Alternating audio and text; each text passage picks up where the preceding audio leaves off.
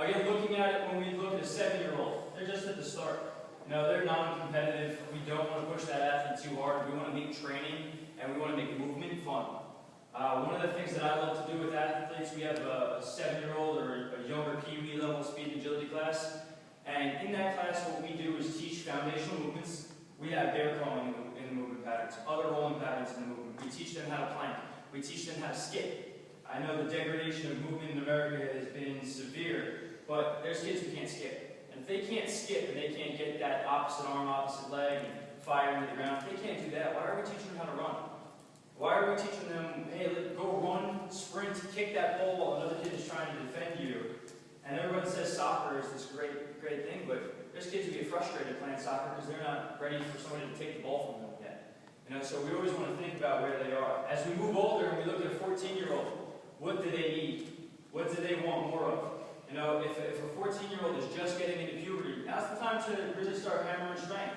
And they're not just going to get a neurological benefit from it. They're going to actually start to, due to testosterone, be able to put on muscle mass. That's going to change how you affect an athlete. It should change how you load an athlete. They may be speaking about percentages and how to program.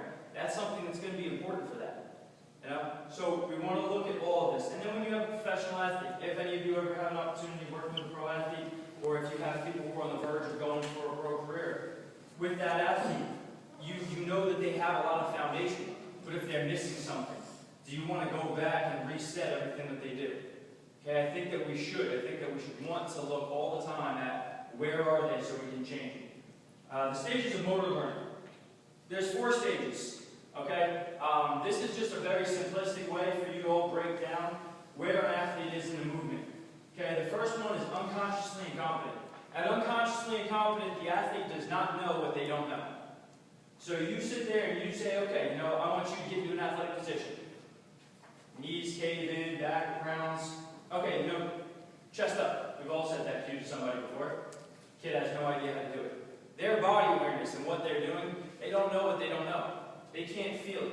It's going to require you to really, really coach and find ways of getting them to learn that position.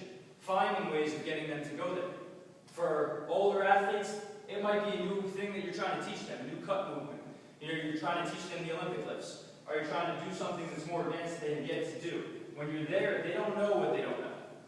How their foundation is will help them. It'll dictate how quickly they can move to the next stage. But if they don't know, you're going to end up frustrating yourself and end up frustrating the athlete if you ask them to do something that they don't know how to do yet. So keep that in mind when you tell an athlete to do something. You're like, man, I'm so frustrated with this kid. He's just not getting it. It doesn't matter if it's an 18-year-old, 14-year-old, 7-year-old. They all go through it. I've seen it. You'll ask them, you'll think, hey, they should have this by now. And they just don't when they get to it. You have to reset, rebuild, realize where they are, come up with strategies, come up with regressions to what you're trying to do that they can get to, and you can meet them at their level. Consciously incompetent. You've now given them the idea and the tools. They know what they don't know. They realize that they're doing a bad position. Now, I have a good app. If anybody wants to come and find it during the break and you want to talk about it later, we do an app at Prospect Sports. It's called Scout Cam.